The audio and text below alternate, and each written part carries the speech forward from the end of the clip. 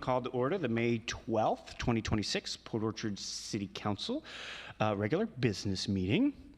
Why don't we join me in the Pledge of Allegiance? I pledge allegiance to the flag of the United States of America and to the republic for which it stands, one nation, under God, indivisible, with liberty and justice for all. And we have a published agenda this evening. Can I entertain? Oh, Jay? Mayor Pro Tem, I would move to approve the agenda as presented. Second. Okay, I have a motion to approve by Jay and a second by Heidi. Discussion? Councilmember Dedman. I know we keep doing this, but I wanted to bring forth the move the meeting minutes to the business items because something I tried to get done offline, but I don't know if I got it done offline. So. Okay. So am I hearing a friendly amendment to remove that before we make a passage of the agenda? Exactly. Okay, so we have a friendly amendment. Do I hear a second? I'll second that. I have a second for Scott. Any discussion on the amendment? Pulling of the meeting minutes from the consent agenda, I assume, and putting them on a business item. Hearing no discussion, we approve the amendment first. All those in favor, please say aye. Aye. All those opposed, nay. And the amendment passes.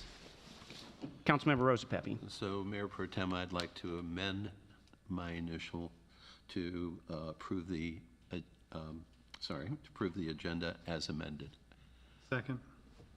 So I don't know that we needed that since I used that as an amendment, but we get the whole gist that we've made that change, and we're going to move forward with the amended agenda for this evening. Any discussion on that? Mayor Pro Tem. Yes, Councilmember Gennari. So we're going to move consent item C now becomes business item G. Thank you. Hearing no discussion, approval of the amended agenda for this evening. All those in favor, please say aye. Aye. All those opposed, nay.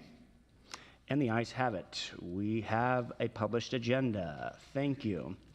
Up next on our agenda this evening is a public hearing on the McCormick Village Development Agreement.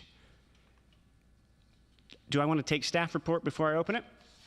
Perfect. Director Bond, I believe this is you. Yes, good evening, Council and Mayor Pro Tem. I've put together a last-minute PowerPoint presentation to go over the terms of this development agreement, and I passed out copies on the dais for each of you, and I'm going to walk you through what is proposed in this development agreement. So the city has received a development agreement application from McCormick Communities LLC, and it deals with McCormick Village, which is the area between McCormick Village Drive, Yarrow, Old Clifton Road, and Figley Road. So first of all, what is a development agreement? A development agreement is a voluntary contract between a local jurisdiction and a person who owns or controls property within the jurisdiction, detailing the obligations of both parties and specifying the standards and condition that will govern development of the property. And although agreements are voluntary, they are binding for the parties and their successors after they have been made.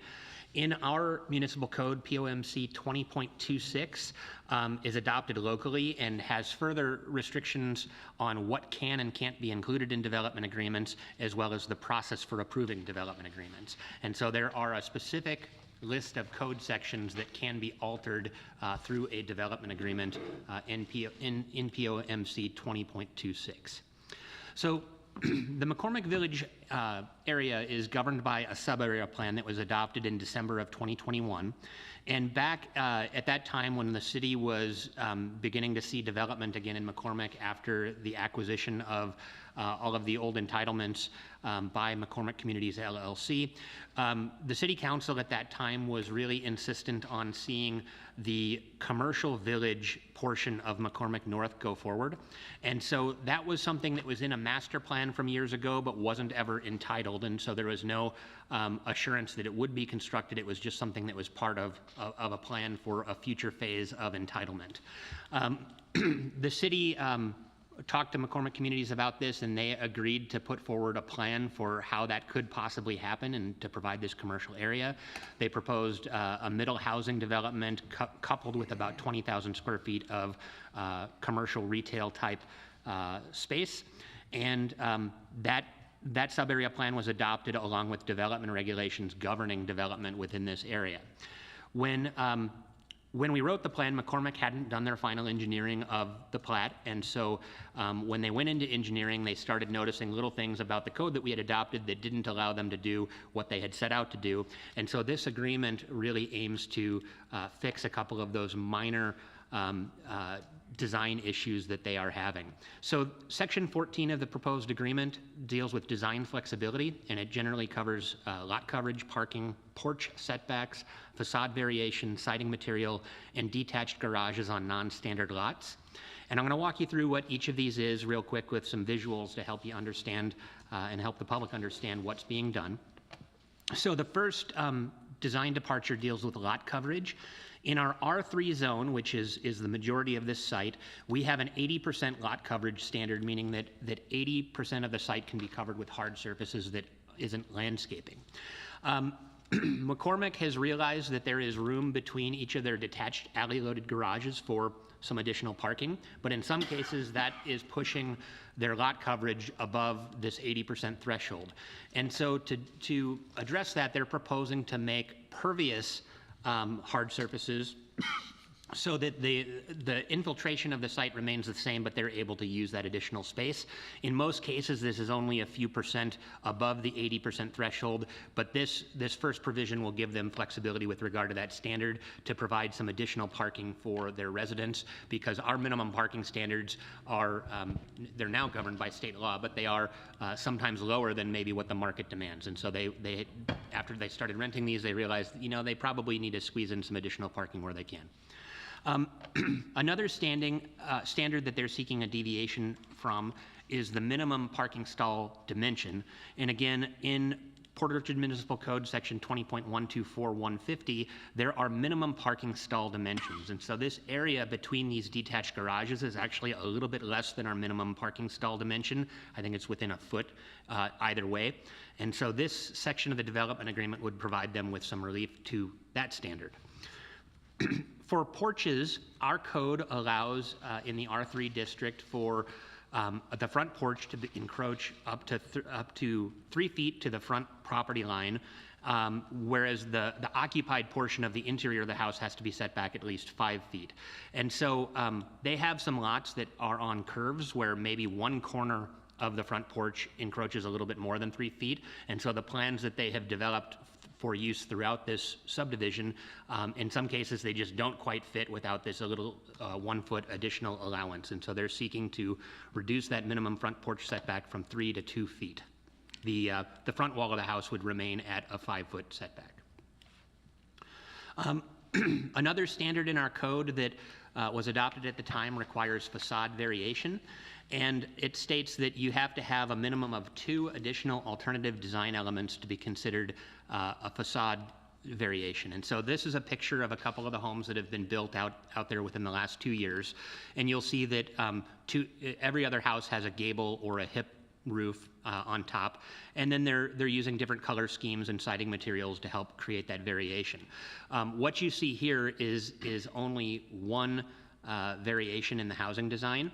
And the thing that's unique about this development is they're mixing 4-plexes and 6-plexes throughout the development, which does provide additional architectural variety, but it isn't single-family variety. And so they're asking for that standard to be reduced from having 2 additional design elements to create variation to making it just a single different design elevation, understanding that paint isn't something that creates that variation, but they're providing these very distinctive paint colors.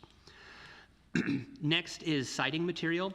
And you know, back in the 70s and 80s, T111 siding was something that was used pretty frequently, and it was very inexpensive for developers. It wasn't very durable, and as a result, a lot of cities have had prohibitions on the use of T111 siding. Since then, you now have cement fiber T111 lookalikes, and so I think what McCormick is actually using in these houses is a cement fiber siding, but there's some confusion in the code about whether we're talking about plywood siding or plywood siding that is a single sheet that has grooves that looks like T111. And so I think this is something that probably isn't even needed in the agreement, but it's just providing additional clarity to say, yes, you can provide this type of siding without having masonry at the bottom of the house and on the lower section of the house where you might have like a brick or a stone facade. And these houses that have been built already through this interpretation show what this type of siding looks like in the board and batten application. And so this is just memorializing it in code to say, yes, this is in fact allowed and council is endorsing it. And then finally, there are some detached garage standards in the development agreement and in the overlay district, and we have alleys and what are called Woonerf streets or shared streets throughout the development. And we adopted code language that said that all garages had to be accessed from alleys.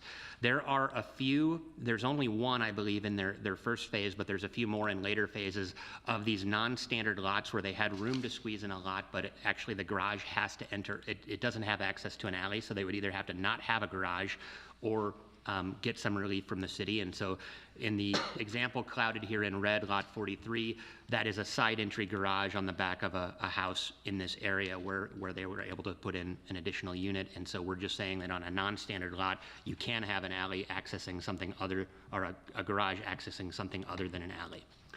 And so for there to be an agreement between the city and a developer, there does have to be consideration to the city. And so what McCormick has proposed, and which I believe Dennis reported on at Utility Committee tonight, is that McCormick has agreed to help us expedite the Parish Creek Augmentation Station. And so they're going to furnish designs for this augmentation station, which will go from, there's a green dot on parcel 1-006, that's our reservoir. And so we've got to get water from that reservoir over to the creek in the blue line. McCormick is going to design that station and will come forward later with an amendment to their water agreement to actually get credit for building that in the future. But for now, they're going to foot the bill for the design as consideration for us giving them relief to some of these design standards. So that is the end of my presentation on the development agreement, and the recommendation tonight is for the City Council to hold a public hearing on the development agreement, and then it is on the agenda later this evening as a business item. Excellent. Thank you, Director Bond. Can I just add to, for Director Ryan. clarification, we talked tonight with the Utility Committee. So the city is starting the initial process for the Parish Creek augmentation. We are doing the concept to see where the alignment needs to be, the survey of the property, and then if we have an agreement with the property owners, the procurement of the needed easement. And then McCormick would do the remainder of the design. Thank you. I believe we probably have one person online that wants to testify. I'm sure there are. So with that, I'm going to go ahead and open up this public hearing around the McCormick Village Development Agreement. If there's anyone who would like to address City Council in this public hearing, you may approach the microphone or raise your hand feature if you're on Zoom.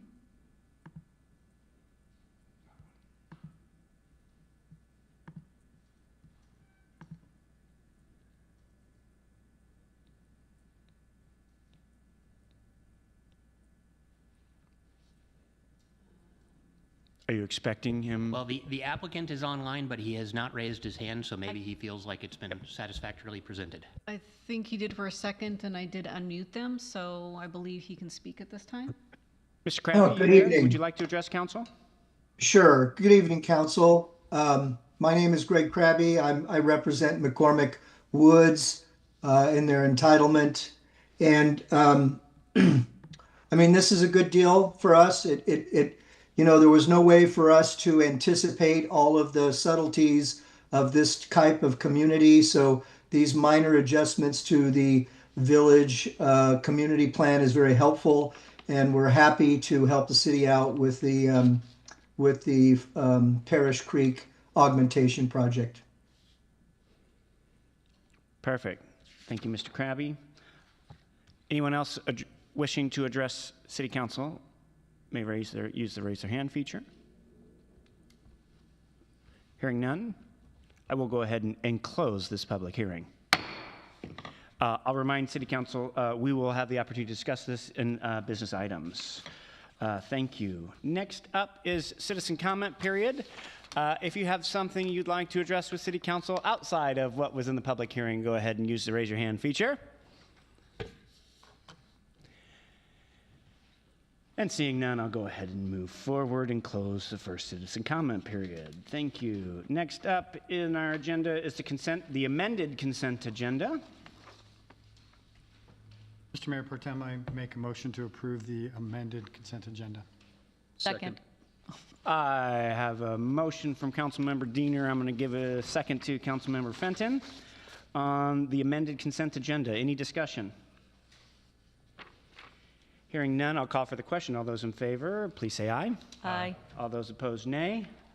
The ayes have it. Thank you. And we move into, we have no presentations. Business item. First up is an adoption on an ordinance amending Port Orchard Municipal Code to establish an administrative approval process for final plats, update bonding provisions, and make related amendments. Director Bond, I believe this is you. Yes, thank you. The City Council is asked to consider the adoption of amendments to the POMC to establish an administrative approval process for final plats and updated related bonding provisions. The proposed changes align local procedures with state law, streamlining subdivision processing, removing duplicative public hearings that occur after preliminary plat conditions have been satisfied. Under our current code, final plats are processed as a Type 4 decision requiring public notice and an additional public hearing. The structure mirrors the preliminary plat process, even though preliminary plats already undergo a full public hearing before the hearing examiner. By the time a final plat is submitted, all conditions of preliminary plat approval have been addressed through the construction and a land disturbing activity permit review. State law treats final plats as a ministerial action. As a result, the second public hearing provides no additional public benefit and adds unnecessary time and uncertainty to the end of the subdivision process. In early 2026, staff presented an analysis of these issues to both the Planning Commission and the City's Land Use Committee. Both bodies supported the development of an administrative pathway for final plat approval. During drafting, staff also identified the need to update the bonding provisions in POMC 20.98 to ensure consistency with the administrative process. The proposed ordinance clarifies when bonding may be accepted and which improvements are eligible and the procedures for reviewing and approving bonds. The draft ordinance was reviewed by the city attorney and transmitted to the State Department of Commerce for the required 60-day review. Commerce also approved an expedited review. A SEPA determination of non-significance was issued and no appeals were filed. A properly noticed public hearing was held before the Planning Commission, and there's a typo in the staff report. This was on May 5th, 2026, just last week. No public testimony was provided. The Commission deliberated on the proposed amendments and unanimously recommended approval. The staff recommendation is that the City Council adopt an ordinance amending the POMC to establish an administrative final plat approval process and update bonding provisions consistent with state law and current development review practices. Thank you, Director Bond. Councilmember Chineri. Yeah, Mr. Mayor Pro Temp, I move to adopt an ordinance amending the Port Orchard Municipal Code to establish an administrative approval process for final plats, updating bonding provisions, and make related amendments as recommended by the Planning Commission. Second. Okay, I have a motion by Councilmember Chineri, a second by Councilmember Rosapepe. Discussion. Councilmember Rosapepe. I think as Nick pointed out, and we've talked about it before, this has come to land use and we've, wanted to move this forward. Another thing for council is we're often chastised for not changing our policies to speed things up, and this is a perfect opportunity to do this, and so I'm fully supportive of this. Okay. Councilmember Diener. I'll just add a couple things. There's no good reason not to do this, and I would agree with everything that Jay has said. Many jurisdictions have moved this way, so it's the right thing to do. Okay. All righty, so you'll be voting on an adoption of an ordinance amending Port Orchard Municipal Code to establish an administrative approval process for final plats, update bonding provisions, and make related amendments. All those in favor, please say aye. Aye. All those opposed, nay. The ayes carry. Business item B, adoption of an ordinance approving the development agreement with McCormick Communities LLC for the McCormick Urban Village. Director Bond, do you want to give another one, or we got it covered?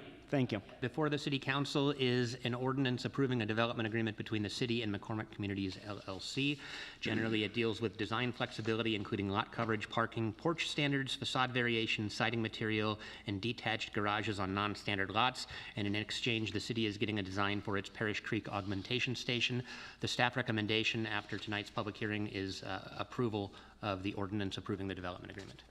Thank you, Director Bond. Councilmember Wharton. Yeah, Mayor Pro Tem. I move to adopt an ordinance approving the development agreement between the City of Port Orchard and McCormick Communities for the McCormick Urban Village and authorizing the mayor to execute the agreement. Second. I have a motion from Councilmember Ward and a second from Councilmember Diener. Discussion. Councilmember Rosepepe. I have a question, Nick. This is a very unique design element, and having walked it recently, it's helping with the city's density in our growth area. So have you seen there's two questions. One, have you seen anybody possibly propose this for another area of the city yet? Or at least, in saying, hey, this is a great idea, let's move it over here? Curiosity question. And the second question is these design elements that essentially, that we kind of made an exception for, is this something that we should adopt for our code so it would not come before us again, or it might help somebody look to put this into a development? So the first question, there's not any specific interest yet, although we have talked about incorporating this into a future sub-area plan for McCormick East, which could come in the coming years. I did give a presentation to the Kitsap home builders about this, about shared streets and just generally the approach to this development. And so I have shared it with our development community, and I think there was generally interest in it because you're saving a lot of money building narrower streets and getting more units per acre. So I think there's also a lot of demand for, these are all rental homes, but there's a lot of demand for houses that you can rent, and this provides something that really isn't available widely in the market. What was your second question? Is this something that we want to adopt in our municipal code? Potentially. I think, these are all really minor deviations, and, if this site had been, just a little, we went through a lot of design iterations trying to figure out how to create circulation on this site, and it was kind of a small site north to south for what we were trying to do. And I think some of the challenges are related to the dimensions of the site, and maybe other sites wouldn't have the same challenge just given topography and other considerations. So I don't think it's urgent that we do it, and if we had another development like this in the future, we would probably look at doing a development agreement for that as well, because planning, writing a code that allows for something of this nature is really difficult, and I think that a development agreement is a much more flexible way to approach it. If your plan says this is what we want to do in the area, use the development agreement as the tool to get you there. All right, thank you very much. I'd like to just add a quick bit. I learned that earlier today, as I thought only the development agreements were in terms of infrastructure and talking about how we're going to use impact fees and things like that, because I asked the exact same question Councilmember Rosepepe did around should we be adopting this into code, and this is a way for us to make an exception to code that maybe we wouldn't do everywhere else. So, thank you. Any other Councilmember, or who's first? Go for it. Member Fenton. Is this the first time we've done something like this with an agreement with builders? No, not at all. Okay. We've probably done 15 or 20 of these in the last 10 years. Notably, we had the Johnson Link orthodontist that's going in up by the high school, and there was a big outcry about protecting a tree, and our design standards actually required the building to be oriented a certain way, but that was going to result in the loss of this magnificent sequoia. And so we passed a development agreement, and the benefit to the city was the tree got saved, but we had to provide flexibility. There's numerous other examples. There's going to be an agreement coming forward soon with Home Depot that includes some of this similar type of flexibility, and so it's a tool that we use from time to time because writing the perfect zoning code is pretty difficult. Right, and then I think this is going to be great for out there, and especially to bring some commercial out that way too. Now, my on the little packet that you gave us, and it says on page 3 for it's the lot coverage, it says R3 zone. That was already R3, or it's not out Yeah, there already? that's zoned R3 on our zoning map. There's an overlay district which adds a layer of design standards to the R3 zone in that geographic area. But the lot coverage is governed by the underlying zoning. In this case, there wasn't an alternative standard in the overlay district that we created. And it's going to definitely be middle housing. It's not going to be apartments out there, right? Well, it's single-family detached with ADUs or fourplexes or sixplexes. I think there was a concept for an eightplex at one point in time, but I'm not sure if they're still going forward with that. And then there are these Paseo homes, which was kind of a cottage cluster of several cottages around a common open space. So those were generally the housing types that were called for in the plan. Good. Councilmember Diener. I don't know if Councilmember Rosepepe wanted to talk about Land Use Committee. Okay, I'll go ahead. It's been in front of the Land Use Committee at least twice, I think once long ago, and then very recently, last meeting. I think there was general support. I don't know that it was completely unanimous, but I would say that it was mostly supported. I think there was perhaps one issue that was a sticking issue, but there was general support for this, and saw it as resulting in a still great product. Councilmember Warden. Yeah, I can answer the apartment question. The fourplexes are going to be apartments. And if they build a 6 or an 8, they're going to be apartments. Anything that's one on top of the other, that's considered an apartment. Not middle housing, yeah. That's middle housing. Oh, it is? Oh, Yeah, it's middle housing. okay. In our code, an apartment is defined as 5 or more units. So the sixplex is technically an apartment, but the fourplex is not considered an apartment. It's more in the middle housing. Sixplex would be apartment. The other one would be considered, Middle housing. so fourplex would be one on top of the other, 2 by 2. What would that be? It's still rented like an apartment. It just Correct. isn't defined as an apartment in our code because the apartment is a building type that's 5 or more units. So. And the parking pads that they're using Paris pavers for, that we discussed that in land use, didn't we? We did. Last year, right? Because you want the additional parking. And it's great use for the space. Yeah. So I'm glad they found a way around that. That's all I have. Director Bond, do you know, speaking of the pavers, are those going to be visible from the street, or that may depend on the lot?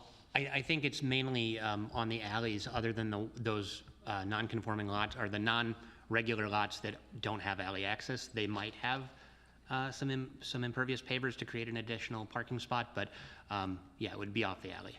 Okay, perfect. That would kind of be my only concern there, just as a resident over there. I walk this every week all the time with my dog, so I love what we're doing over there. I was just curious if we'd be able to see that, because that would change a little bit of the design aesthetic over there as well, so thank you. Any additional questions?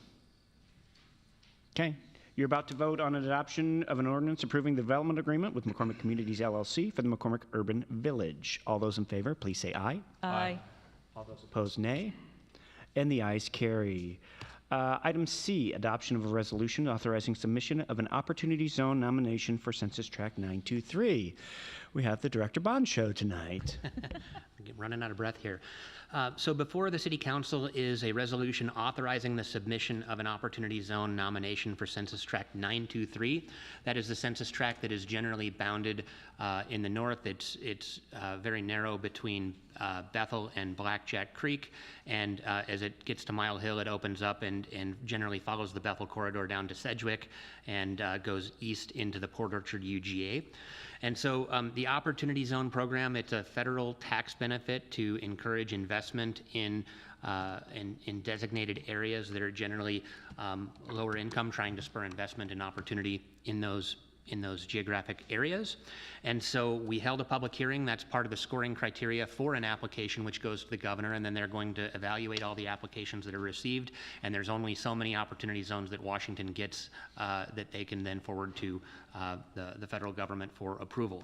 So we believe that this opportunity zone will be competitive in that application process. We have investments in the Bethel corridor coming. We have lots of development in the pipeline, Home Depot, and a couple of additional housing projects, and those all factor into the scoring, and this should help stimulate economic activity in Port Orchard. So the recommendation is approval of a resolution authorizing the preparation and submittal of an opportunity zone nomination for Census Tract 923. Thank you, Director Bond. Councilmember Diener.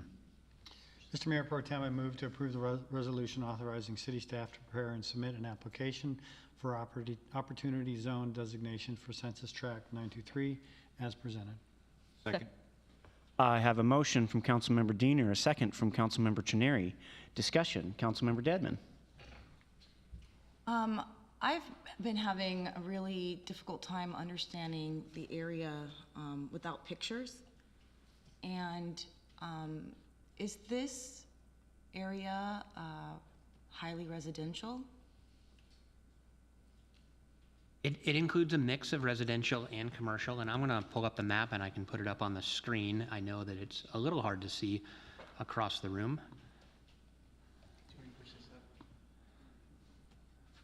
Yeah. All right.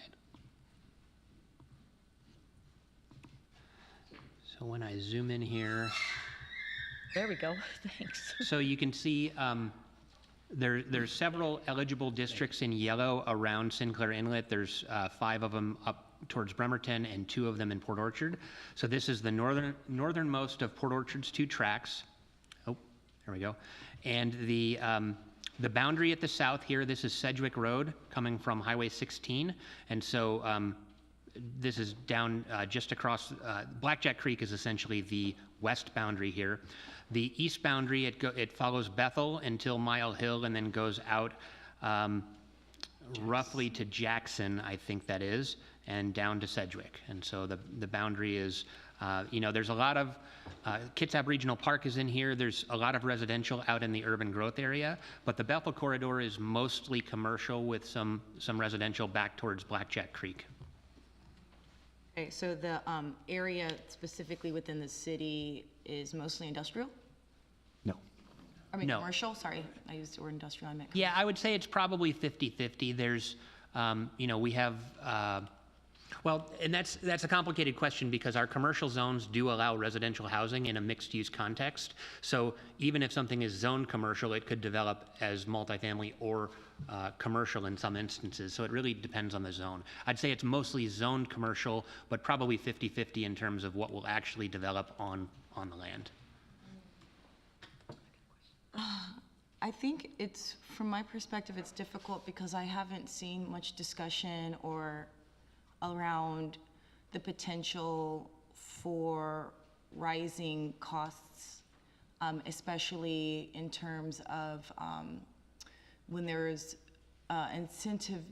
incentives for investment that can lead to speculation and increase home prices. And right now, I know the community is really, struggling to afford homes already. And Port Orchard was one of the last sort of affordable areas. And then now we're being asked to incentivize essentially investment that could really rise prices speculatively.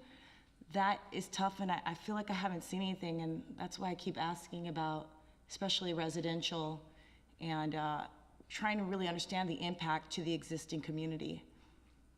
Is there anybody, can you explain a little bit more about the impact to the existing community? Well, I think that rising housing prices is caused by a shortage of housing more so than any sort of speculative behavior or tax incentives that lead to potential development.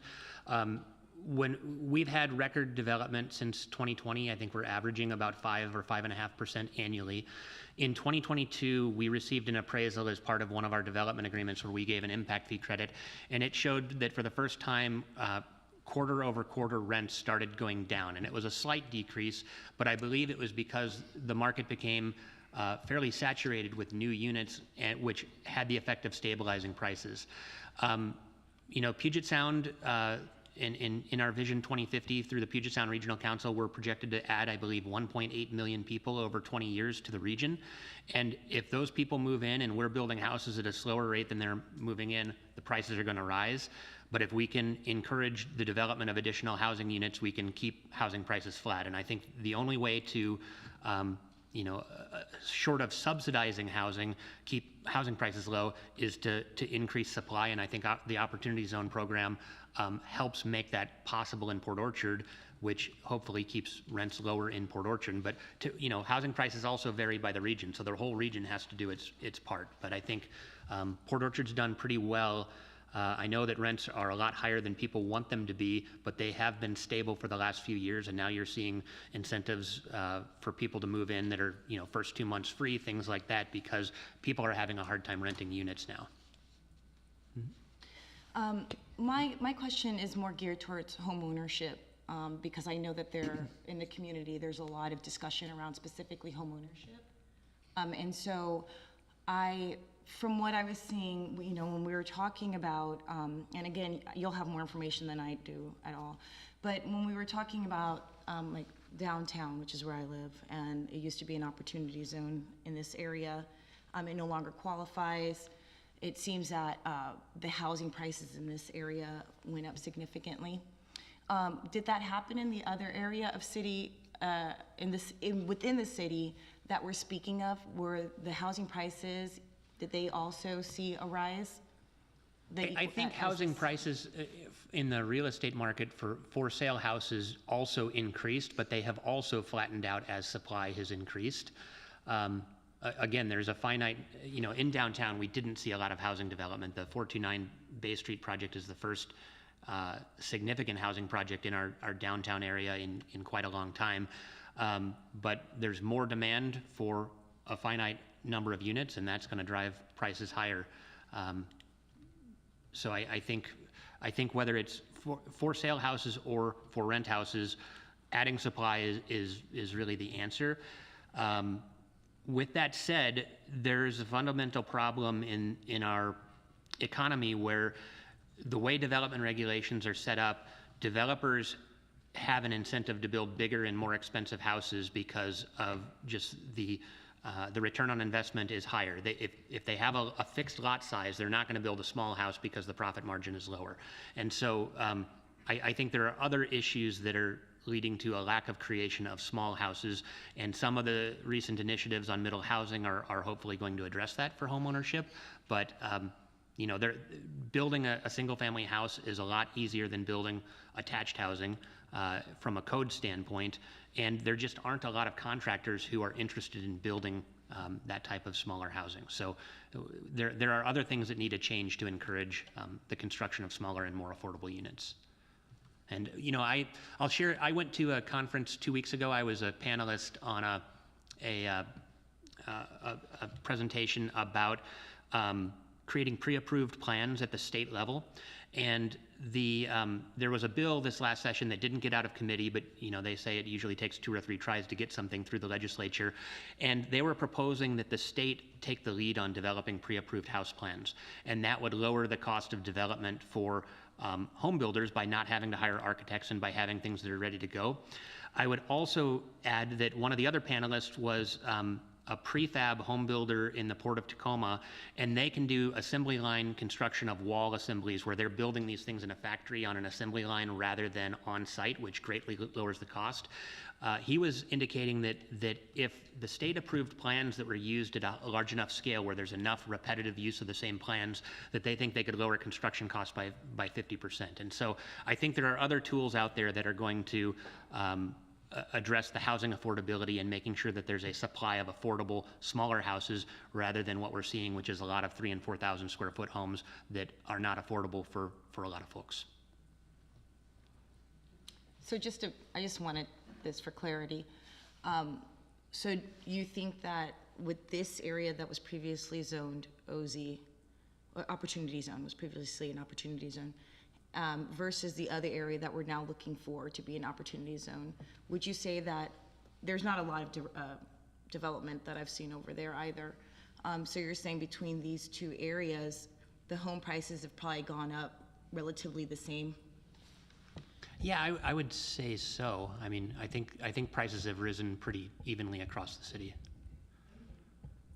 Councilmember Fenton.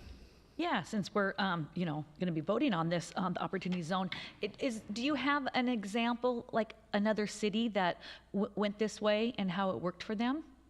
Well, in the original Opportunity Zone 1.0, which was part of the, was it the Tax Cuts and Jobs Act in 2017? I think that's what they called it.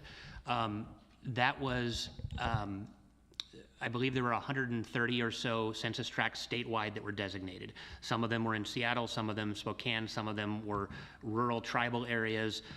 They really varied pretty wildly in terms of what was built. And we heard the example from Mr. Sego in the public hearing about the Spyglass in Bremerton was an Opportunity Zone project. So there's a variety of types of projects that have been built. I think a lot of times it is encouraging the construction of for rent type housing and business investments. And so usually if somebody has a capital gain and they're looking to reduce their tax liability, they're wanting to reinvest that in something else that's going to generate a return. And so that lends towards multifamily. But I think it also, it's very attractive to somebody who maybe you retire and you have stock and you want to start a small business. And so you can buy property, you can start a small business, you can create jobs by leveraging your capital gains and keeping that money away from the federal government and in the local community. So yeah, I think there's numerous examples, but in this corridor, I would say it's probably, I think Home Depot could potentially take advantage of this. I assume that Home Depot has capital gains somewhere that they could, that could make sure that they come and build the store that they're talking about building in Port Orchard. They've come to us repeatedly asking for tax incentives because they're not sure that the store pencils. We've said, you know, anything that there's authority to do in state law, we're willing to look at, but they haven't been able to identify a specific incentive that is something that we can really do for them that would help them. I think this is one tool that is a federal tool that could help get that store built and result in jobs and, you know, help the Bethel corridor. Okay, thank you.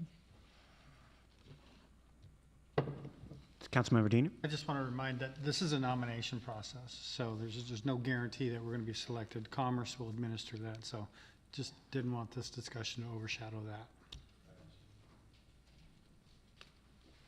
If there's none other, I'll take my opportunity to just say I think we can just look no further than within our own four walls here. A business owner at Whiskey Gulch decided to invest in another business opportunity across the way that was built with Opportunity Zone credit, right? The Marina Square over in downtown Bremerton was done utilizing the Opportunity Zone. So I think our own people right here in Port Orchard already see the benefit of that in other areas.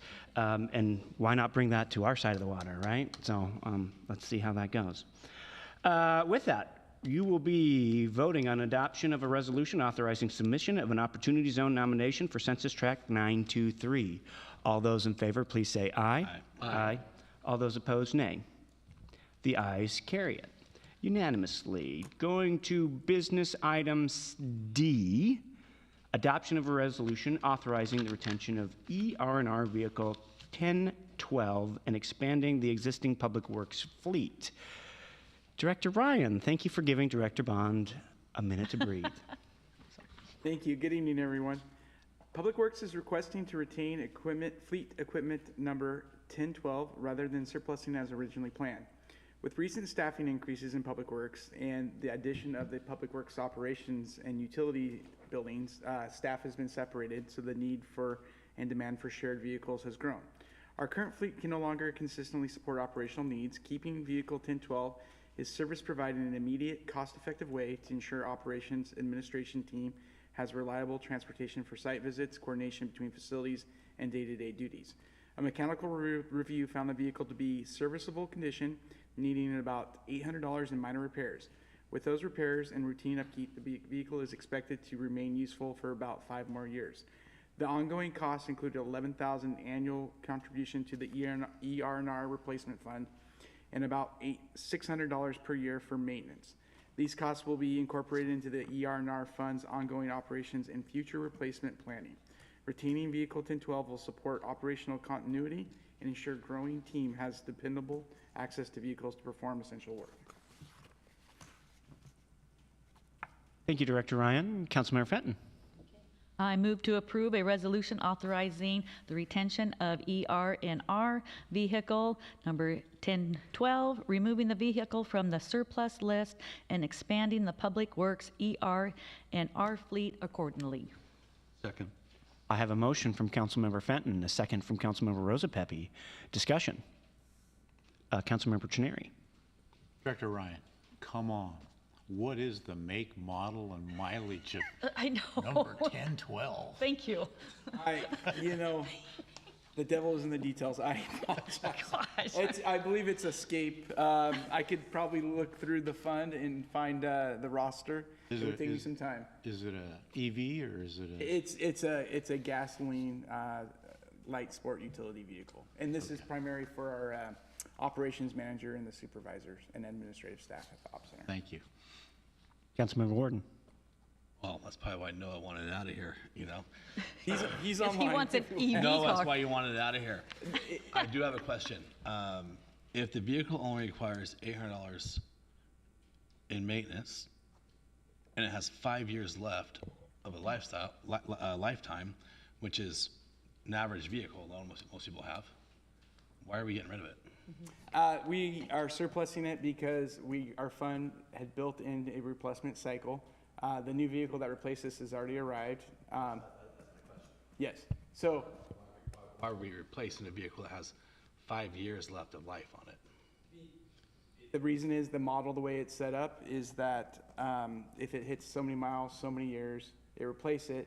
Ideally, we still get a good cost at auction that we can recover a useful value for it.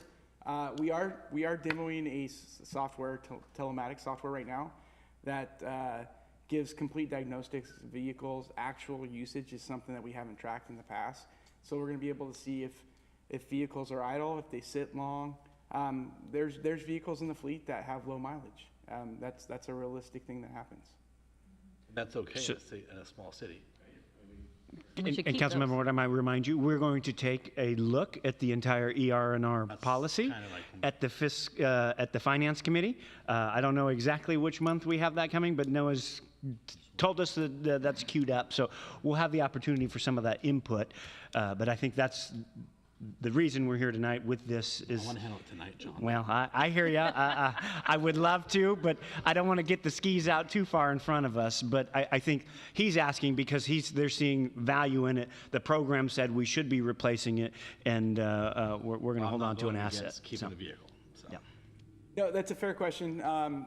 I can say that models, sometimes they're on 5-year replacements. I've seen 10-year. I've seen them stretched out to 20 years. I see them get to the point where you're pumping thousands of dollars a year into keeping something on the road that shouldn't be on the road.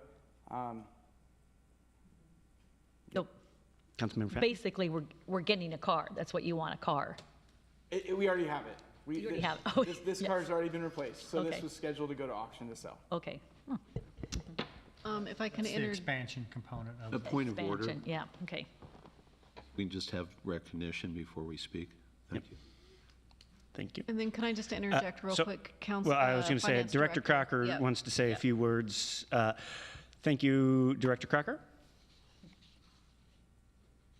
Yeah, thank you. I was trying to look as quickly as I could, but Director Ryan's correct. There's 3 criteria that we look at when we're surplusing vehicles: age, mileage, and potential replacement cost. If the vehicle is going to have repairs in excess of 50% of its remaining useful life. We also try to time these vehicles to get the greatest value out of when we surplus and sell them. So I'm guessing this is probably in the range of 15 to 20-year vehicle, even though it has low mileage.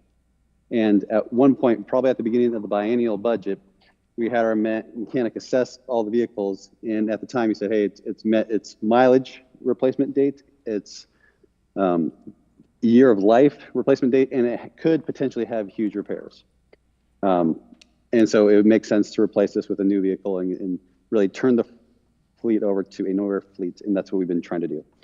But we've reevaluated it and hope we can get at least another year or two out of it. So I think the 5-year estimate might be generous. Anything can happen at any time with these older vehicles, and that's what we're most cautious about.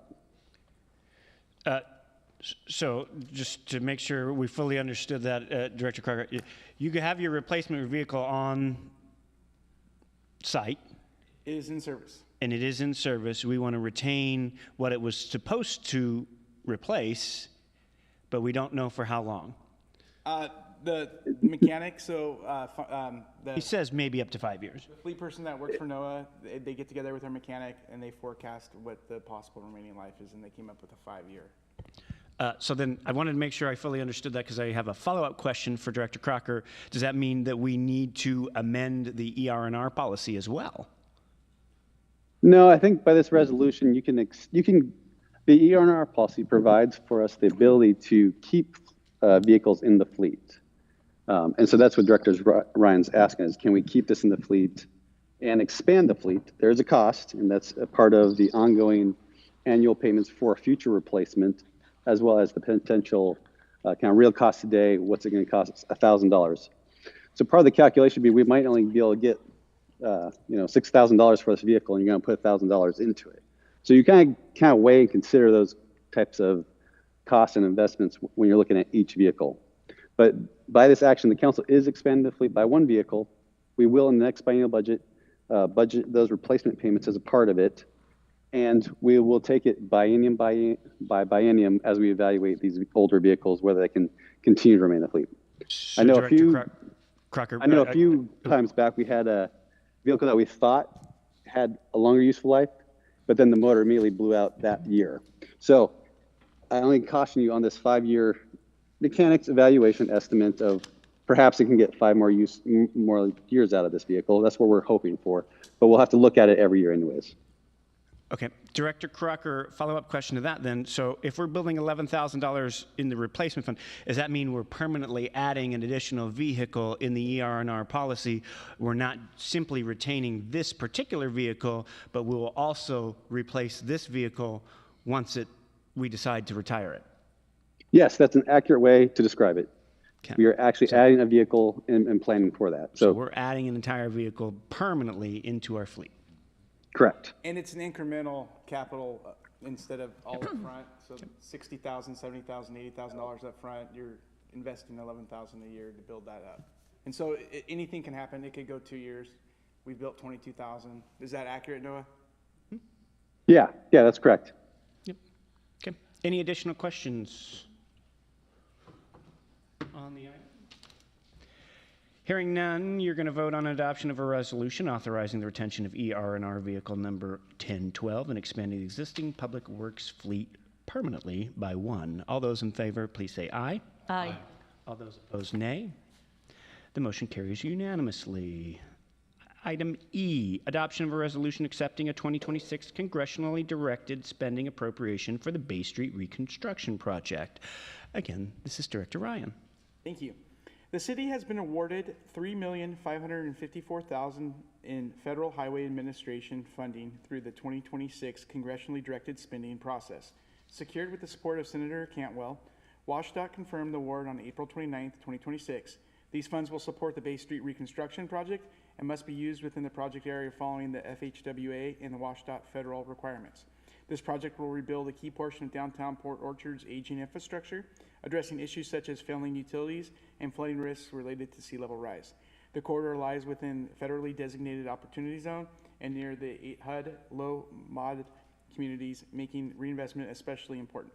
The improvements align with the city's downtown sub-area plan and will support long-term revitalization and economic activity. The total project cost is estimated at $10.7 million. The city has already committed $4.2 million and previously secured another $3 million in federal funding.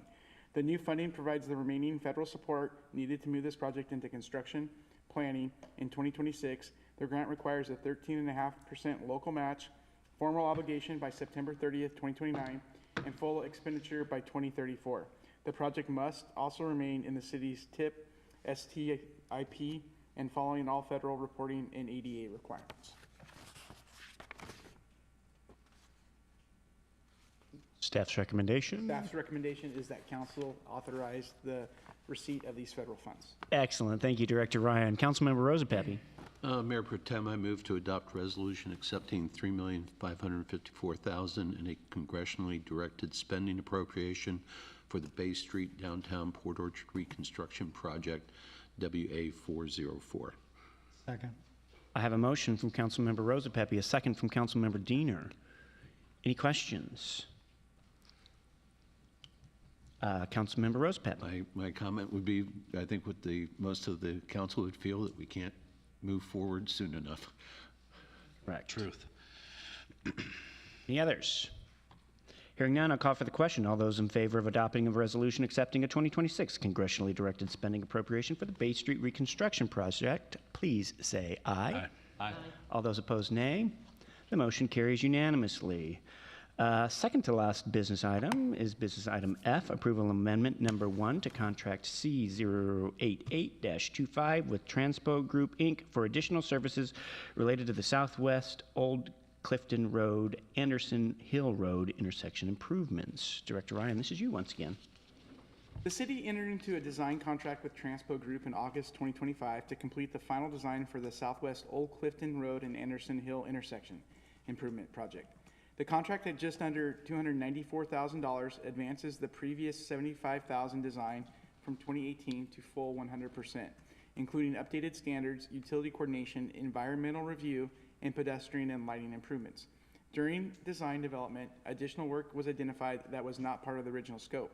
This includes added project management coordination, extra topography survey work due to updated grading and stream delineation needs, and the additional environmental permitting tasks that are required, including a stream delineation and mitigation plan.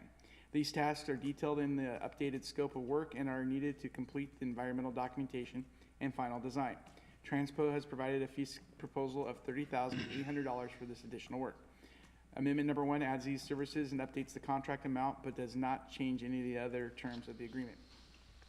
The city Public Works staff recommends that council authorize this increase of contract in this project. Thank you, Director Ryan. Councilmember Warden. Thank you, Mayor Pro Tem. I move to approve amendment number 1 to contract CO88-25 with Transpo Group, Inc.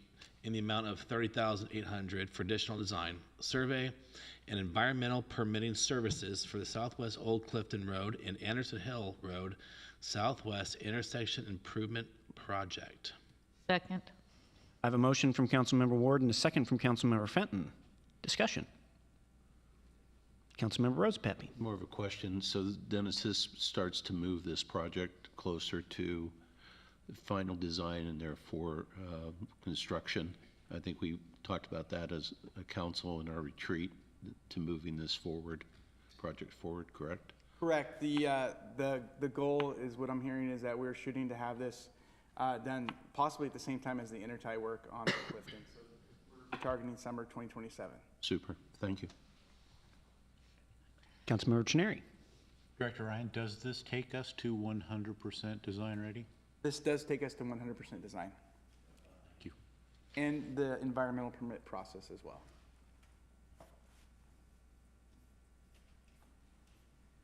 Seeing no one else, I'm going to call for the question. Approval of amendment number 1 to contract C088-25 with Transpo Group, Inc. for additional services related to the Southwest Old Clifton Road, Anderson Hill Road intersection improvements. All those in favor, please say aye.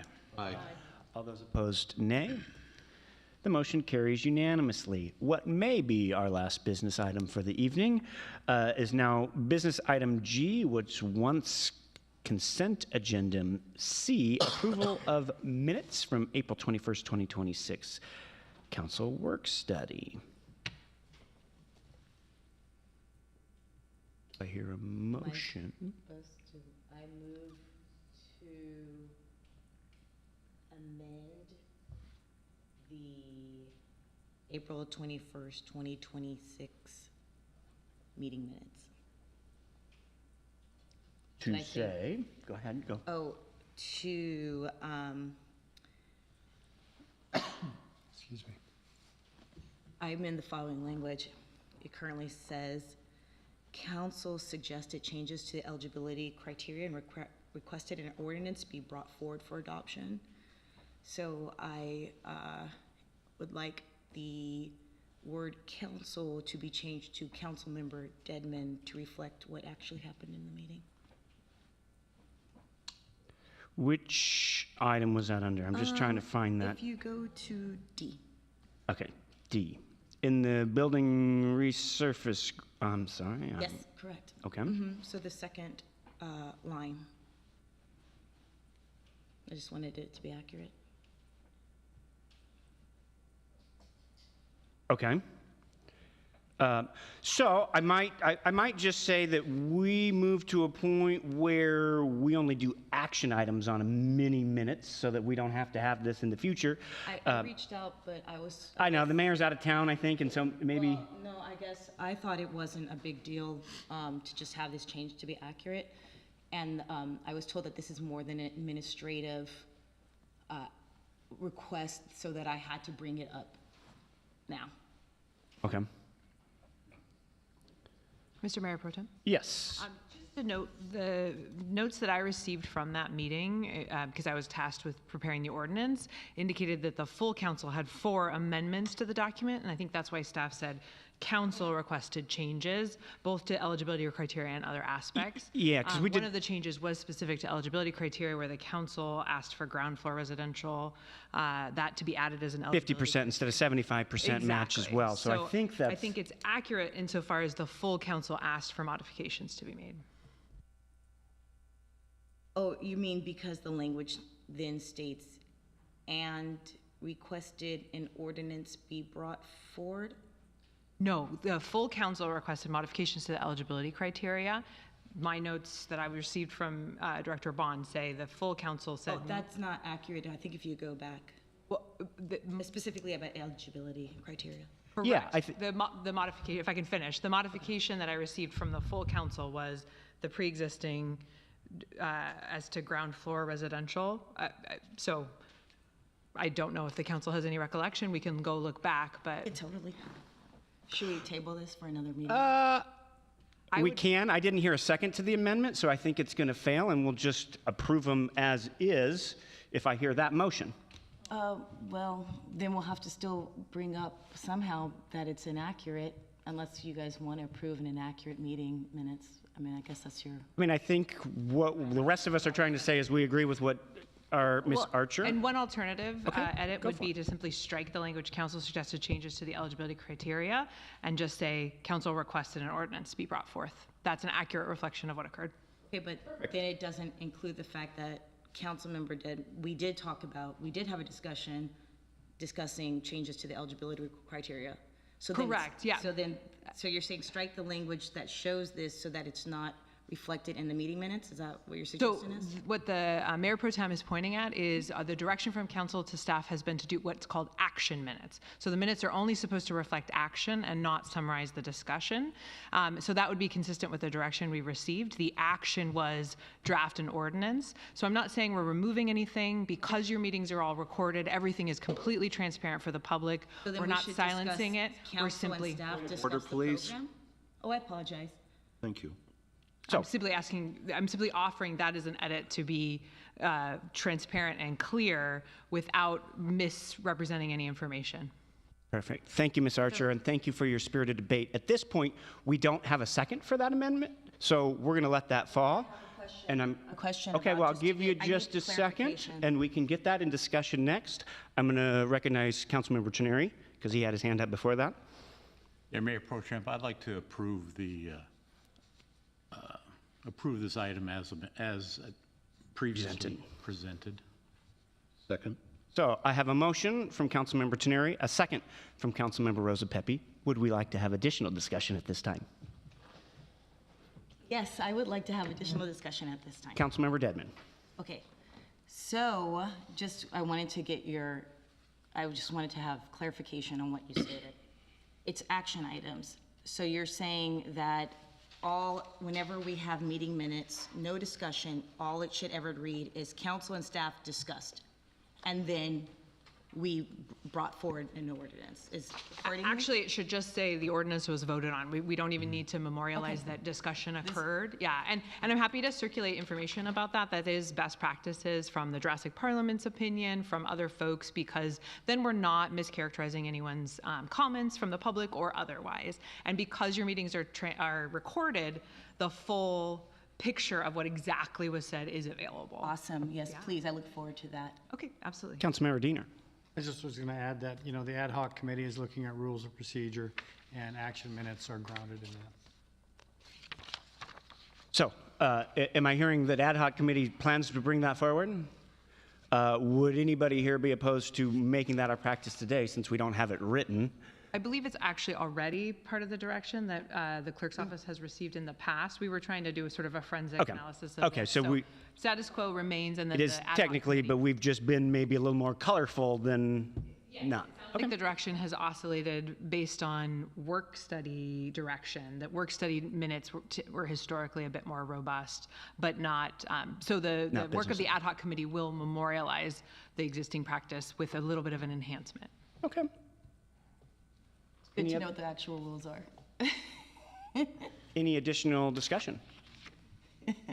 Hearing none, I'll call for the question. All those in favor of approving the minutes of April 21st, 2026 as presented, please say aye. Aye. All those opposed, nay. Nay. And the item passes. We have no discussion items. Item 9, reports of council committees. EDT met on Monday. On Monday, we had a report from KEDA. Gave us a little bit of update on what they've been working on, including some upcoming child care playbook, I think was the word he used, to bring more child care businesses to the greater Kitsap area. We discussed the downtown facade grant, as well as beautification efforts on behalf of the city downtown. And then we talked about the SmartGov integration into the permitting process and some of those changes.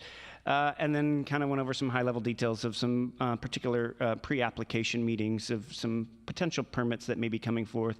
I think the most notable item that I took out of that was possibly at the old Rite Aid could become a McDonald's. Or a Ross? The Ross was across the way. So we're not sure about the Ross yet, other than they applied for a sign. They don't have anything else working just yet, but there's that one. And then we had a little bit of round table as well. Utilities. Looks like you met today? We did, thank you. Dennis talked a little bit about the stream augmentation at Paris Creek as part of the McCormick Woods agreement. That's basically is starting to tie in with the Foster pilot program. For those of you that think that Foster is moving forward, there are numerous hurdles to still go through, including memorandums of understanding with tribes and also other partners. So it's a step forward, which is a positive step forward with Foster pilot. We also talked about that the Old Clifton intertie is moving forward to 60% design, again, construction in 2027. So that's moving forward. And then we had a discussion that we had a public comment about stormwater utility impervious surface that someone had been concerned about that affecting their church.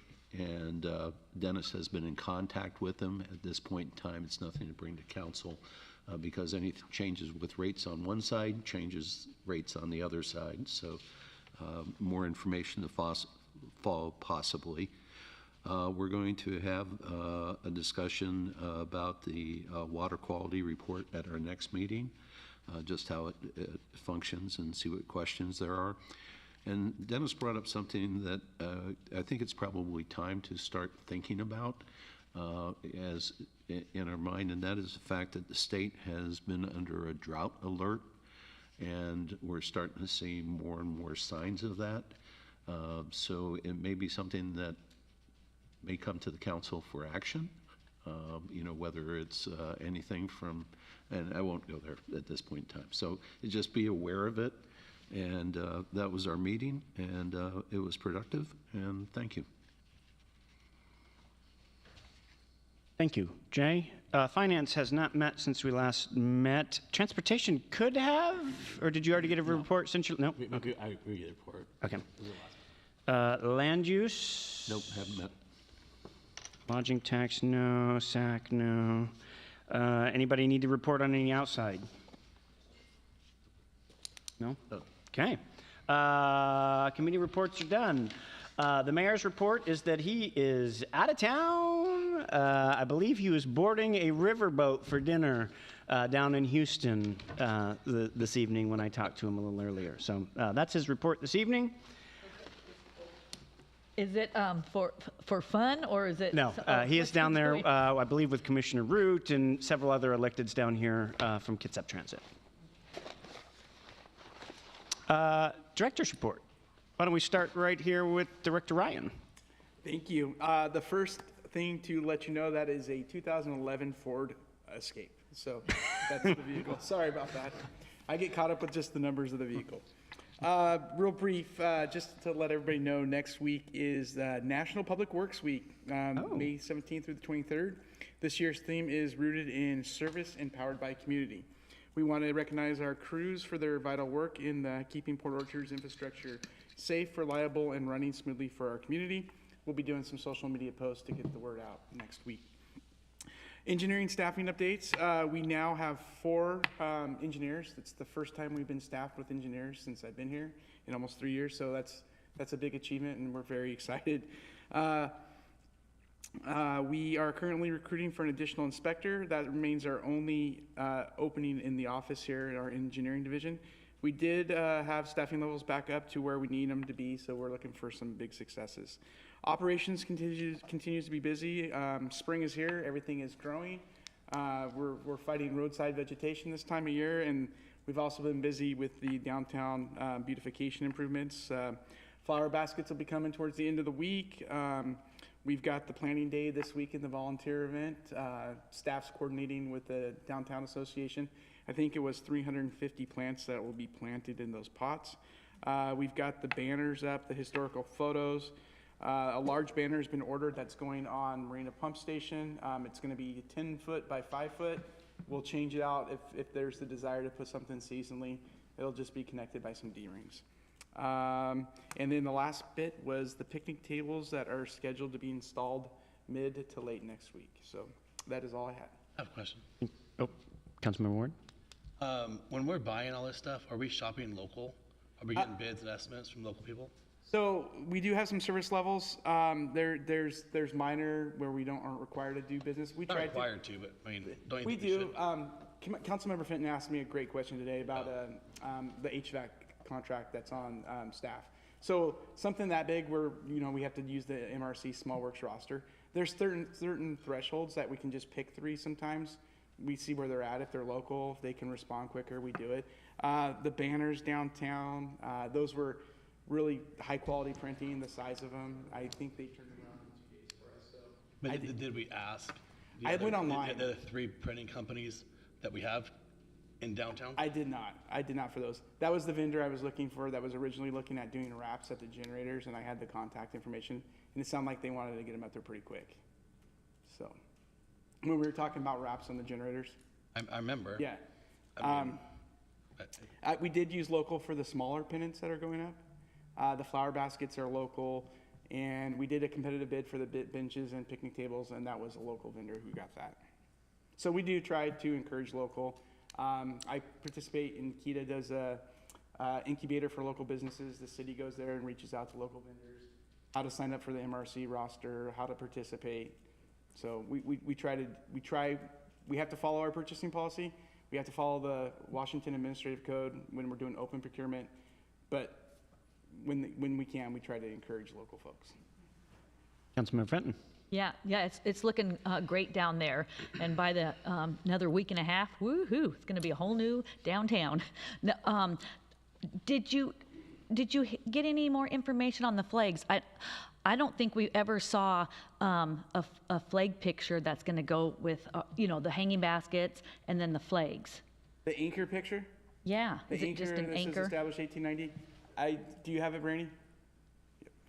I mean, I don't remember, do you guys remember something like that at a city council meeting? I never saw anything. I think it was one of the images that Josh provided. Well, yeah, so we left, that was 8 months ago when he came and talked to October, us. yeah. So that Yep. was so nothing's changed. I don't believe so. Yep, it's the exact same logo. Okay. Yep. Okay, thanks.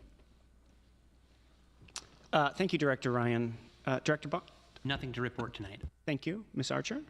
Just on behalf of the clerks, the microphone issue is if you leave your microphone on when you're not speaking, it picks up absolutely anything that you say. So we just want to make sure to turn it on and off just when we're speaking. We've had to edit out some side conversations. So just please do that. Thank you. Thank you. Ms. Wallace?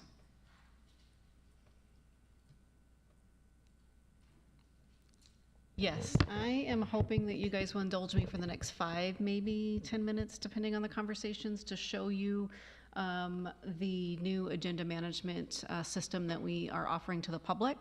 You may recall a few months ago, you guys authorized a contract for the staff to go out and change our system.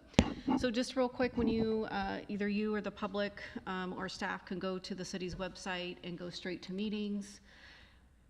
And what will populate is a calendar mechanism. Highlighted in bold is the meetings that have been scheduled. And then you'll also have the ability to scroll down and have more details. Here's the meeting here. It lists the time. It tells you the name of the committee meeting. It also tells you where it's being held. So this one, for example, and most of our, if not all of our committee meetings are being held via Zoom, and it tells them that they can find that link on the agenda. And then with our regular council meeting, they can, again, shows the name of the council meeting, the date, the time, where it's being located. And if you can see this right here, we are broad streaming live through the agenda management system. And I'll show you in a minute what that looks like from when you are done with the meeting. You can also see it live. You can also have the ability to search. So when you type in any type of word, it will search the entire word throughout everything that's inputted into the system, which is January 1st to the current. It will tell you that that word zone is found in our agenda packet as a whole. Or excuse me, the agenda as a whole, as well as the packet, and it'll also tell you that there's a resolution with the word zone in it, and then there's that document there. Here's the 3 items that you can download if you wanted to talk about that item. And again, you can scroll down that the word zone was in the Planning Commission on May 5th, and the word zone was also on the April 28th meeting, and so that's just a quick search feature for you. You can also filter it to search so I will show you real quick. Icons over here. Oops, I'm going to go back up here real quick. To the right. I think I have to get out of there. Out of the search feature. So again, there's a video icon and then a download icon. The video is the actual recording of that meeting. However, we didn't start the live streaming with this system until April 28th. All the other recording is just the YouTube or the Zoom meeting. But moving forward, the meetings will be the April 28th. We will go to a city council meeting. We'll click on the video. And what that's going to show you is the video here. It may be a delay just based on loading capacity. But as you notice, there's timestamps over here on the right. So if you wanted to go to the agenda approval, it will skip and go to that spot. If you want to go to the presentation, it will go straight there. If you want to go to a consent agenda item, it will go there as well. There's a little bit of a lag. And you can also go to the files. Here's the actual packet, bookmarks. And then I'm going to go back to the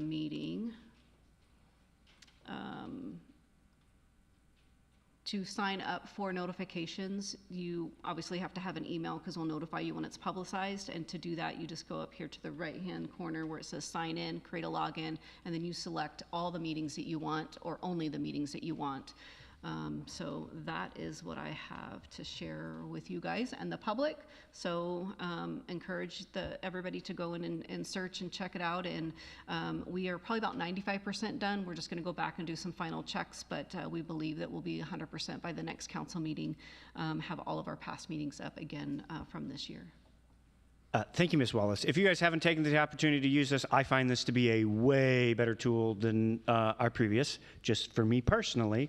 But I don't know how much time this is saving Clerk Wallace and her team, but I got the opportunity to help set up our agenda for next week because the mayor's gone again next week as well. So we were doing that. Lickety split, she had this stuff already done. It's already published out there for next week's meeting in the 10 minutes we took discussing that. So I'm assuming you're enjoying it as well, but I was happy to see how easy it is to use on the back end too. Councilmember Diener. I've enjoyed it as well, and it's been pretty useful, and I like it way better than what we had before.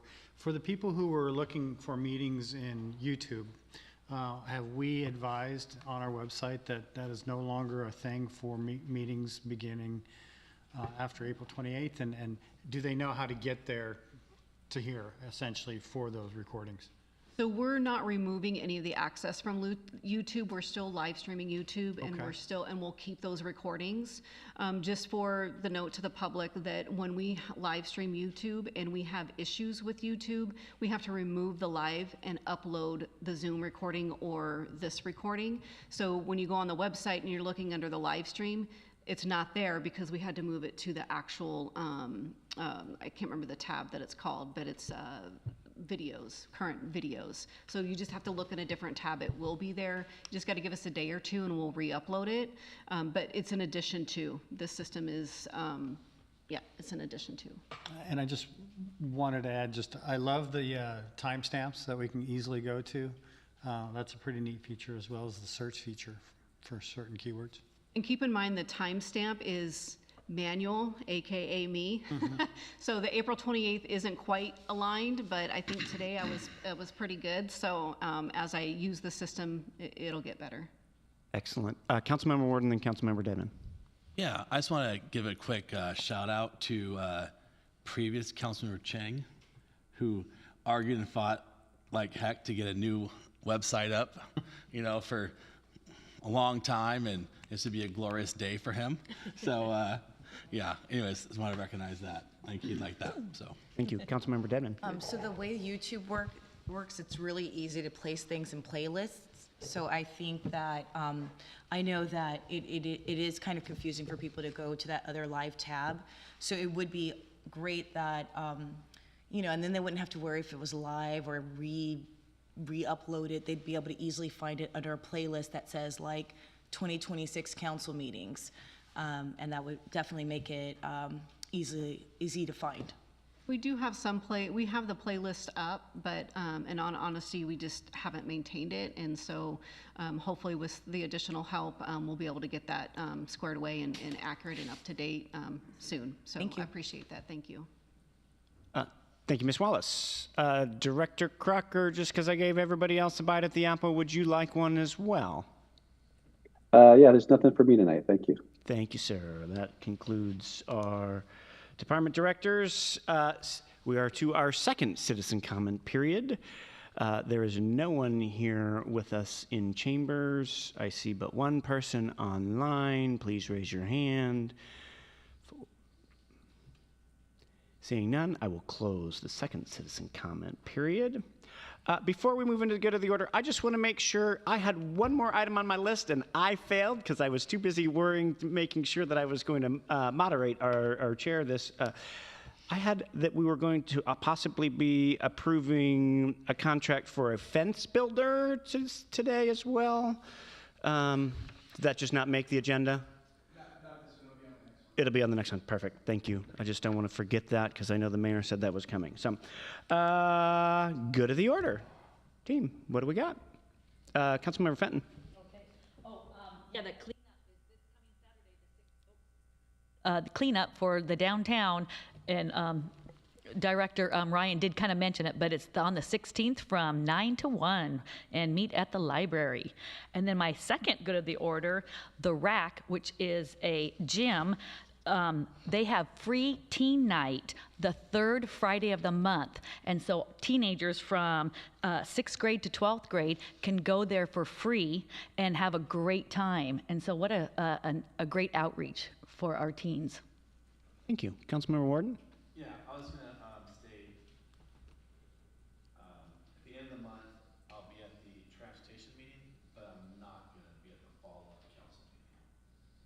So, my wife said no. And the microphone was off the entire time.